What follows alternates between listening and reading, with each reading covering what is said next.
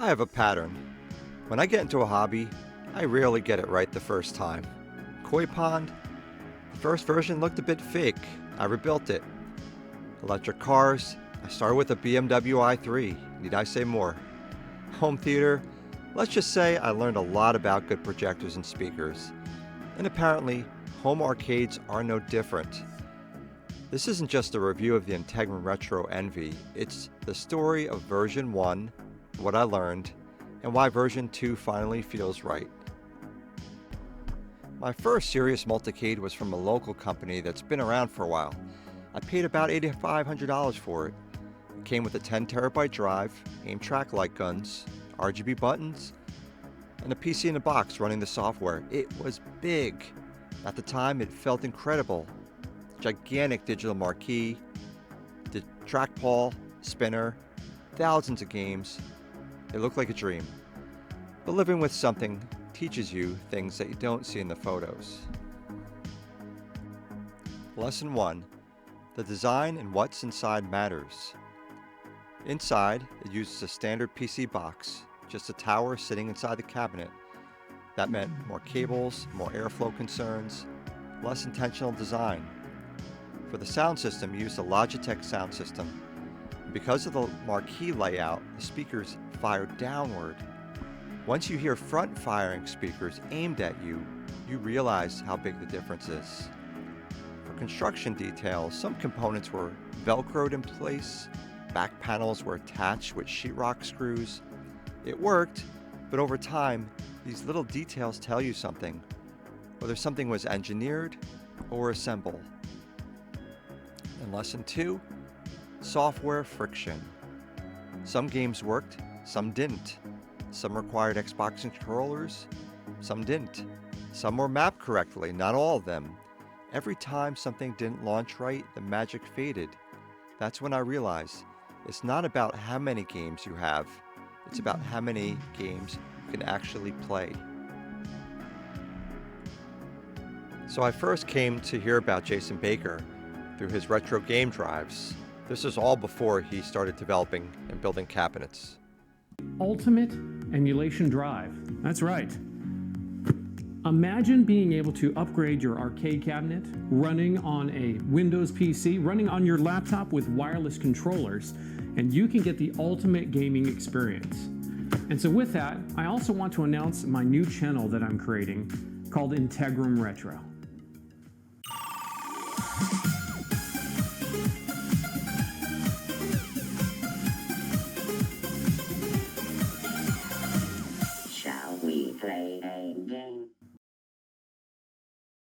So I bought Integrum Retro's retro game drive. Everything worked consistently, correctly. That's when it clicked. If the software is this good on someone else's cabinet, what happens when the hardware and software are both built together? So I sold my old arcade cabinet and ordered the Integrum Retro Envy.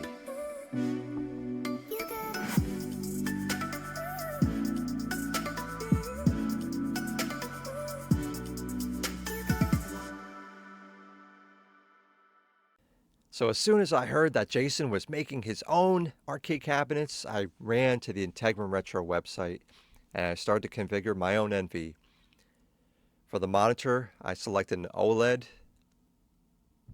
Custom artwork, I selected my expansion drives. I wanted that pull-out drawer, extra space, the trackball, the RGB, joysticks, the joystick type I selected, the 4-way, 2-way, as well as the LEDs to support both the BlamCon as well as the Gun for IR. I also wanted the 12 volt and 24 volt inputs for the light guns. So all in, it came to about $10,900, but fully configured, looked awesome.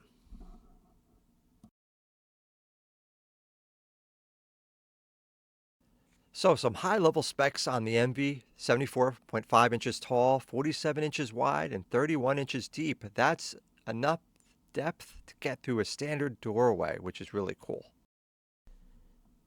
And this is the 4 lockable casters, which you could use to then roll it through that doorway as needed. I think this is a great function. There's so many multicades, including the one I previously had, It was way too wide to fit through a standard doorway. It was such a pain in the butt. Now, in terms of construction, the Envy's made out of laminated plywood, not MDF. That was the stuff I had in my previous cabinet.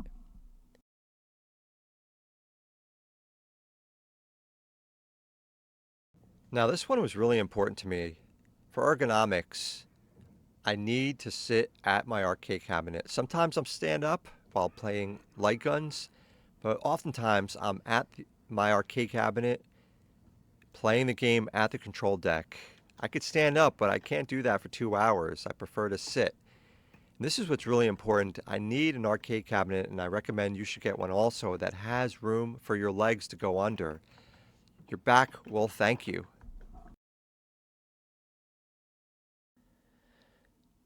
So here's the front firing 2 speakers here, JBL.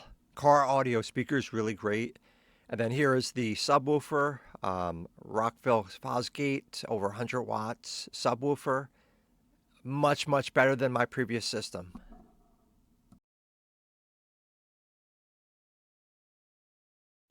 And here's a closer look at the controls. I went with the RGB buttons, again with the RGB trackball, 4-player with the 2 being 4 to 2-way. Here's an overview of the layout, the buttons, but specifically focusing on the Stream Deck. This is really, really cool. So instead of button combinations, you can now use these pre-selected, pre-programmed buttons for menu, cycle through the shaders in terms of what the screen looks like, exiting out of games, loading a save state, saving a state, left click, right click, and it's all customizable for the future. Other functionality could be added.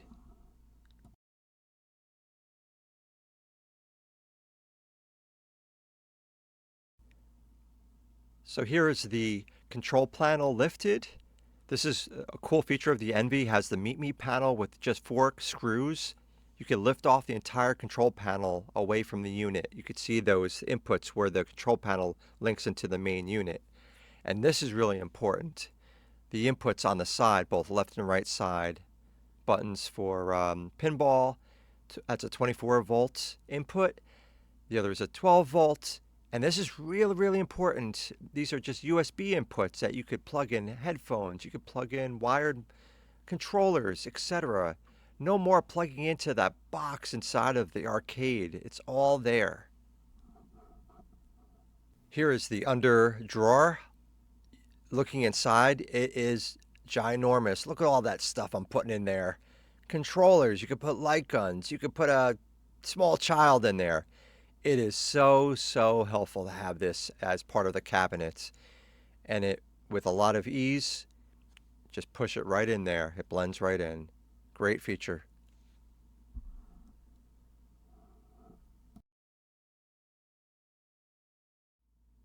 Here's a little detail on the So this drawer here, adjustment. this will for the increase Envy. or decrease the height. Yeah. So, and it's controllable on either side. The part closest to you that goes front and back actually changes the left and right orientation. So if it's rubbing too much or you want to reduce the gap, you can go ahead and do that. That is so cool. And then this one here will do front and back. Okay. So for example, if it's sticking out a little bit too far, you can adjust each side. Wow. That's amazing. But just to make it look as clean as possible. Yeah.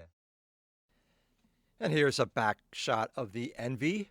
Note the handles on the top there to access the panel and pull it out, the vents, 2 fans, power cord, easy to take on and off. And then on the bottom, another access panel with handles. That's where you access the drawer as well as the subwoofer. Now removing the back panel of the Envy is really easy. You just put your hands in the inserts, lift up, and you just pull it off. Again, these back panels are secured through these button panels, and you could easily access the back of the unit where you could see all the wires, the wiring there. What's interesting here is pointing out that switch there. That's how in my Envy I toggle between the LED configuration for the Gunfire R versus the LED configuration for the Blamcon. So really nice feature there. This is the back of my monitor there. And you can see here everything plugged in, the CPU, the GPU there, and then the wiring for my the power source, the power supply. All easy to access, easy to change out. And then over here you can see the power supply and then my drive bay that I put in, as well as on the right there is the amplifier for the speakers, for the two speakers on the top of the Envy to the left and right of the marquee. Now removing the bottom panel in the back is really easy as well. Again, just simply lift up and then pull away.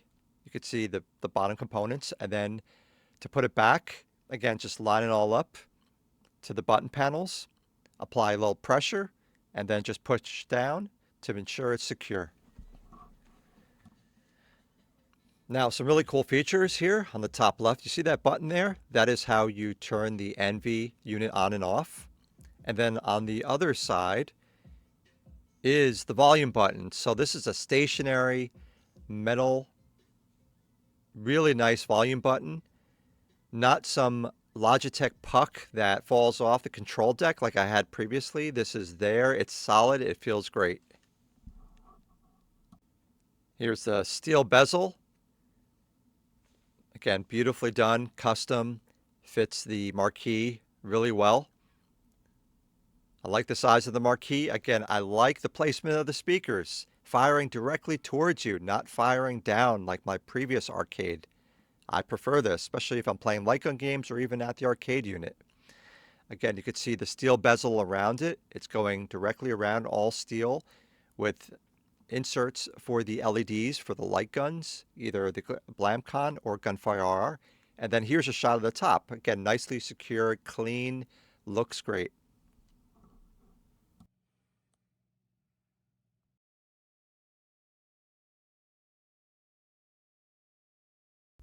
And last but not least, software. So the Envy uses Launchbox, big box software, as an interface for accessing all the games. It's well organized. It's actually much better organized than my previous arcade system in terms of where everything is laid out, even how the systems are organized. It has a lot of different things other than arcade games and video games, including magazines. But of course, we have the core elements like I have Steam Drive. I have a section where I store all my favorites as I'm playing games. Arcade games, of course, are 3,700 games. Comic books, this is a library of scanned comic books if you're interested. Computer games, 26,000 computer games. And next, console games. This is where, of course, all the early to more current console games are stored. And I really like this feature. These are custom arcade bezels. So remember going into the arcade, you see all the arcade machines lined up together. Well, this is recreated in the Envy through these custom arcade bezels that Jason Baker applied. I believe these are from Orion's Angels and perhaps other folks, but there's the ability to utilize those as they're available per game, or if you want, you could actually move to different what they call shaders to see different visuals.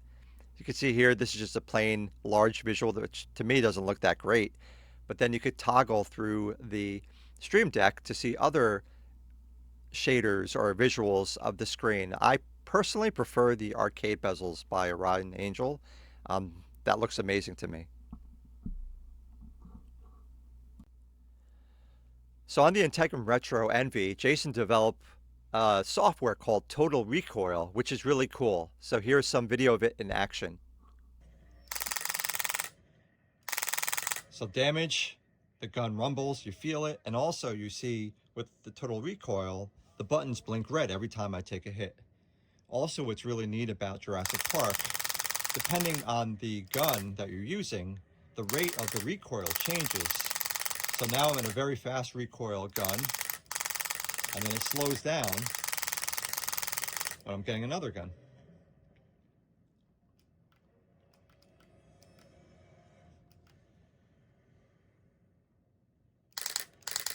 So now it's slowed down to the normal gun recoil rate. And notice how the recoil really matches the rate of fire on the screen coming out of the on-screen gun. Users can choose from 5 LED patterns: flash, flicker, blinky, laser, and rainbow. And this is, of course, if they have the RGB enabled buttons with the iPack. Unlike other tools, Total Recoil doesn't require COM port management, which is quite complex or complicated syntax. Instead, it allows users to define simple, plain English commands. Editing configuration files is super easy, as demonstrated here. Here's just a path within the Integrum Retro folder for the Light Gun Drive, Launchbox, Scripts, Total Recoil. And you literally go right into this folder and edit. You can add red equals flash. When it flashes, you want to see red flash. When player 2 takes a hit, you want to see blue flash. You edit all that with simple text right within this file, which is game specific. So you see right here, this is for Jurassic Park. You could change refresh time, feedback time, all that. It's really easy, really functional. So some takeaway thoughts on the Integrum Retro Envy. The Envy feels premium. Real wood construction, steel trim around the 50-inch monitor and digital marquee. Overall fit and finish looks great. This feels like a serious high-end piece, like the money you're paying for it. Software is a major differentiator. What really separates the Envy is the custom software experience. It's got a great customized big box setup. It runs all the platform-specific themes and has an automation tool that sets everything up in a way that most systems really don't do. Plug and play actually means plug and play. This is one of the biggest strengths here. All the controls, the control deck, the Xbox controllers, even the light guns are set up to work across the system and the games with far less friction. This makes the whole experience feel approachable instead of a system that constantly requires tinkering like my prior system and setup. Hardware is built for the long haul. Current CPU, GPU, huge storage options, quality buttons and joysticks, spinner, trackball, everything's future-proofed. It feels like it will be with me and be current for a long time. The sound system really stands out. High-quality speakers, a dedicated amp, and subwoofer make a huge difference. This isn't cheap Logitech speakers. These are real audio components. This is one of the things I noticed immediately. Games just had more energy, more weight, and a bigger sense of purpose. And the details make this feel complete. Things like LED blinky integration, quality control deck, online updater, stream deck functionality, the volume control, lockable casters, easy panel access, easy serviceability. All these things add up. It feels like a finished product.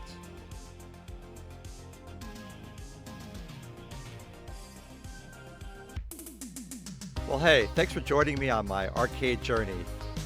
Like my other hobbies, it was a little bit of a bumpy road first, but I think I landed in a great place with the Integrum Retro Envy.